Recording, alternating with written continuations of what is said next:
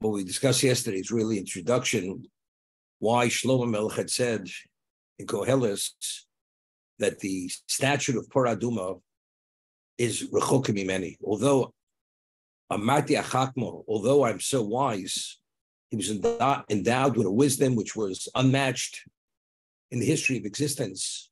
But nevertheless, he said, Rechokim Mimeni. So we explained yesterday, the Orach Chaim HaKodesh, that the reason why we were only subject to Tumah, to this contamination, to contract it, and the intensity of the contamination, that a Jew's remains contaminates not only upon contact, but if you go into the same location and you're under the same roof with the remains of a Jew, everything's contaminated. So we explained this yesterday based on the Orach Chaim HaKodesh. Because of the dimension of the Nishmas Yisrael, the Jewish soul, which this metamorphosis took place at Sinai, when we became the Am Hashem, the Goy Kodosh, the holy people, God's treasure.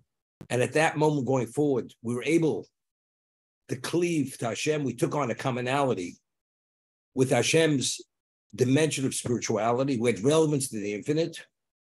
As a result of that, and that's only because the Torah itself is infinite, because it is the wisdom of Hashem. Therefore, the Jew himself contracts contamination, and not only does it contract contamination, the intensity of the contamination of his remains is surpasses what the remains of a non-Jew. A goy. In Egypt, we were B'nai Noach, therefore we were not subject to contamination. Therefore, the Korban Pesach that was brought in Mitzrayim, we don't find any mention that we had to be in a state of purity to bring the Korban Pesach. Only afterwards, when the second Korban Pesach, which the Torah discusses, there the laws of contamination are discussed. Regarding the laws of Pesach Sheni, that if you contaminated during the first Pesach, you're not able to bring the Korban Pesach, you bring it Pesach Sheni, the second, you bring it in Iyar. So now, if we're saying now that the source of the contamination is due to the spiritual makeup of the Jew, because the Jew himself has relevance to the infinite due to the Torah that was given to us, because our soul, our Neshama is in sync with that. Especially we mentioned, according to the Rav Chaim Vital, who was the Talmud of the Arizal, who recorded all his writing, all the writings of the Arizal was recorded by Rav Chaim Vital, and the Chavetz Chaim cites this Rav Chaim Vital in a number of places, that the Nishmas Yisrael has 248 parts, and each mitzvah aseh, each positive commandment corresponds to one of the components of the neshama. And therefore, when we do the mitzvah, it actually nourishes and sustains that component and advances it. So we see there's a commonality and a corresponding factor between the mitzvahs and Nishmas Yisrael. A non-Jew doesn't have, that's not the makeup of a non-Jew soul. Therefore, we have Ramachi Vorim. We have Ramachi Vorim. We have 248 parts to the body. Corresponding to that, we have 248 parts to the neshama. As we sustain ourselves in the physical sense, the neshama has to be sustained in the spiritual sense. Sustained in the neshama, the spiritual, that's through the Ramach, Mitzvah Aseh, the 248 positive commandments. So what is the source of contamination? That our neshama is expanded to a level due to the linkage to Torah. Now, what is Torah? Torah is infinite. Therefore, is brilliant, and whatever the level of Chokhmah Shlomo Melech had, it's beyond human capacity. Because whenever the human being is, it's finite. The Torah is infinite. Therefore, Shlomo Melech says, this statute is Rechokim Mimeni. He's not able to fathom it, to comprehend it, because the source of the law is directly linked to the infinite aspect of Torah. And this is what we explained by Moshe Rabbeinu. When it came to the menorah, he had difficulty infusing it with the intent, because since the menorah, the illumination of the menorah represents Torah Sheba'al Peh, that all the Siyata D'Shmaya, the divine intervention, to give a Jew the ability to grasp and understand the Torah Sheba'al Peh, which is unlimited, Moshe Rabbeinu couldn't infuse it with that intent. Therefore, Hashem says, take the block of gold, just put it into the fire, and the menorah came out fully developed, because only Hashem, who is infinite, is he able to provide that infusion to be able to activate and generate the forces which are needed for that level of illumination. Therefore, this statute, Shlomo says, it's beyond me. It's interesting. How do we know that you saved? The Mishnah says in Sanhedrin that if you save one Jewish life, it's like saving the whole world. Why? So the Mishnah tells us that Adam Arishon, when he was created, he was the only living species that was created without a counterpart, without a female. Every other species, there was a male and a female. Every living species. Adam was created levado, by himself. Only afterwards did he create the wife, Chava. Why? Because the takeaway was when Adam looked at this world and he understood the value of the world, he says, evidently, if the world was created and I'm all by myself and I have no counterpart, the whole world is needed to be the setting for me to achieve the perfection of my own neshama. That means every part of existence, as vast as it may be, the celestial, the terrestrial, whatever it is, it's all interplays that's the location, that's the playing field for me to develop my neshama. That's Bishvili Nivra Olam. The whole world was created for me to be the location of challenge, and if we succeed, the success would be my neshama will be perfected, and I will achieve a level of perfection. That's the Mishnah in Sanhedrin. So everything in existence corresponds to the challenge which is needed for the Jew to develop his neshama. And that's what we had said. Istalko b'raisa borei alma. Hashem looked at the Torah. The Torah is the blueprint for creation. Because the only reason why our actions have value is because everything's a challenge. That means in existence, you have to have everything in place to be able to address every aspect of development, which we call perfection, because that's only achieved within a context of bechira, which is called challenge, for that reason. Beautiful. The Ramchal writes that as much as a human being is finite, he explains when a convert converts to be a Jew, and he has a soul, which is a Noahide soul, how when he converts, how does he assume a new dimension of being through conversion? What exactly is the process? This is the Ramchal. So Ramchal explains, we know that a non-Jew converts, he's permitted to marry an illegitimate, a mamzer, a person who's considered illegitimate. Why? What's the reason? So Morris explains in Kedushin, because kal gerameno kal. It says, lo yavo mamzer bekal Hashem. An illegitimate person cannot marry into the congregation of God. Those are the 12 tribes. And so since kal gerim eno kal, since converts are not a part of the tribes, although they're fully Jewish, as a result of that, they're permitted to marry somebody who's illegitimate, which a regular Jew is not permitted. Because a regular Jew is part of Kal Hashem, and they're not part of the tribes, but they're Jewish. So how does it work? How does it work? So the Ramchal explains it this way. The system, the process of conversion, when a non-Jew commits himself to accept the mitzvahs, and you undergo the process of circumcision and mikvah, or a woman who only has the mikvah, immersing herself, this allows what we call a grafting. It's like you graft a branch onto a tree. If the graft is done correctly, eventually that branch assumes the ecology of the tree. Identically, when the non-Jew converts and he follows the conversion process, which is prescribed by the Torah, which was given at Sinai, that attachment allows the spirituality of the Jew to flow through the soul of the non-Jew. And the non-Jew's neshama now assumes the dimension of a Jewish neshama. That's the way it works. So Ramchal takes it further.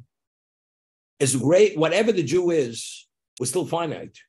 How does the Jew become part of an infinite system? There's a mitzvah say called Ubot Tibok. You should cleave to God.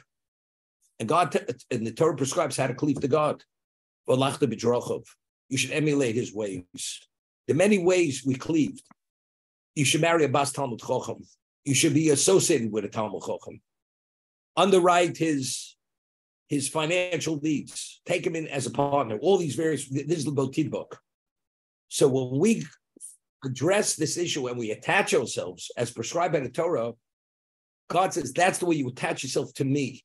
So as a result, although we're finite, but what are we grafting ourselves onto?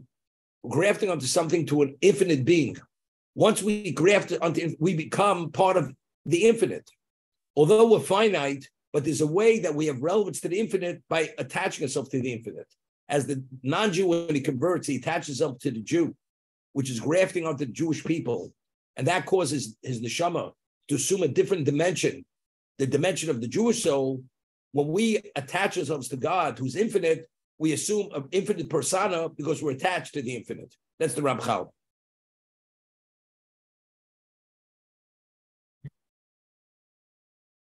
The Torah was given to Moshe Rabbeinu.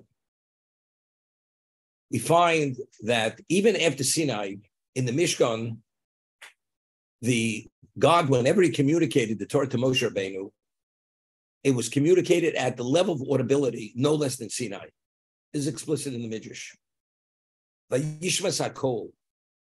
Moshe heard the voice of Hashem in Ol Moed. So the Midrash said, what's the kol? So it quotes the pasuk in Tehillim, Kol Hashem Shonei Arozim, Kol Hashem B'Koach. It's the exact level of audibility as Sinai.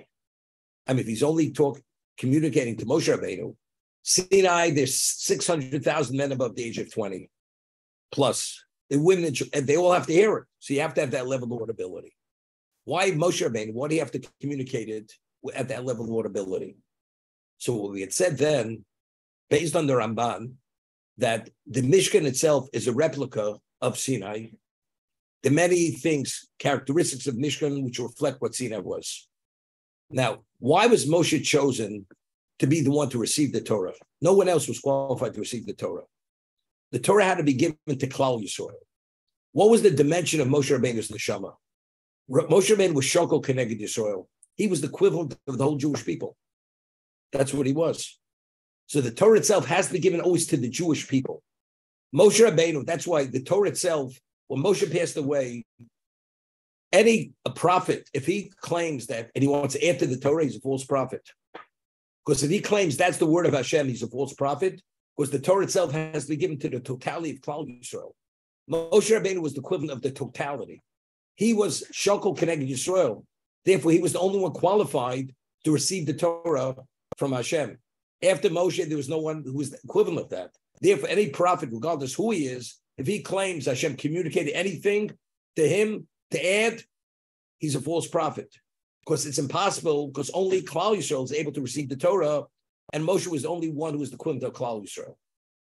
That's the understanding. Now, if you take a look in the Midrash, when it says Vayechka Mikol Adam, Shlomo Melech's wisdom was, he was the wisest man ever lived. What degree was his wisdom? So the Midrash quotes a pasuk from prophets. It was Kechol Hayam. His wisdom was like the chol, like the sand on the beaches along the ocean. What does that mean? So the Midrash says, who's likened to the Chol Hayom? All Klal Yisrael. All Klal Yisrael are like the Chol Hayom. As a result of that, if you take all the Chachomim, all Klal Yisrael, and put them on one side of the scale, and you put Shlomo on the other side of the scale, wisdom-wise, he'd outweigh everyone. Where he's the equivalent of all of them. He was the total in wisdom. He was the totality of the whole Klal Yisrael. So just as Moshe Rabbeinu, his neshama was the equivalent of Klal Yisrael, identically, Shlomo in wisdom was the equivalent of all Klal Yisrael. So you would think, because he's the totality, and Torah's totality, and it goes in sync with who Klal Yisrael is, maybe he's able to grasp it. Because we're talking about totality versus totality. The answer is Rechokim Mimeni. Klal Yisrael, whatever they are, but to understand the core of Klal Yisrael, which is the Nishmas Yisrael, that's the infinite. That touches on the infinite. Therefore, that is Rechokim Mimeni. That's why he had to point this out. Regardless of who I am, although I encompass all the wisdom, the equivalent of all Klal Yisrael, this goes beyond that. And as a result of that, it's beyond my grasp.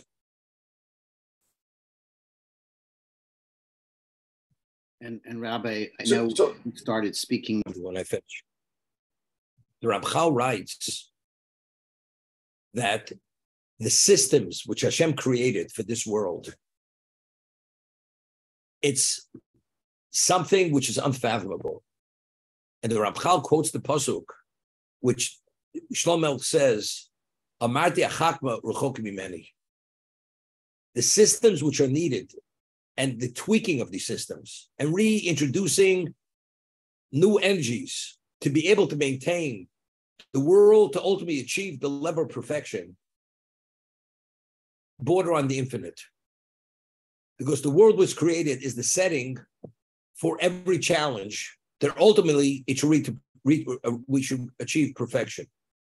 I'll give you an example. Person has 100,000 employees. What type of system do you need to run that company? And if you have 1 million employees, and if you have 100 million employees, if you have 8 billion people walk this planet, that means every person has a purpose. Whatever that purpose is, only God knows.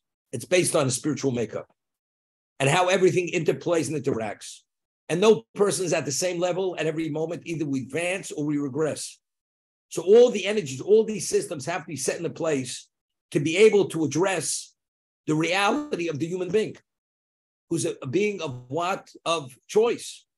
So the systems are continuously reinfused. There's God withdraws, involved, expand, whatever it is. This idea is beyond, this borders on the infinite. Only the infinite could actually will such an existence. And that's what the Ramchal says. It's Rechok Mimeni, because what's the purpose of existence? Bereshis bara Elokim Shemayim v'Soretz, B'shvil Torah Shnikus Reishis. This system here, all the systems and the interplay, that's ultimately the blueprint is Torah. It says the blueprint is Torah. So what are these systems? These are systems to accommodate the Torah. Therefore, if that is the case, it's Rechok Mimeni. It's beyond any human beings, including Shlomo Melech's grasp, because since it's rooted in the Torah to address the perfection of the Neshama through the Torah, and it's in its totality, only God knows. No one else is able to grasp what that is.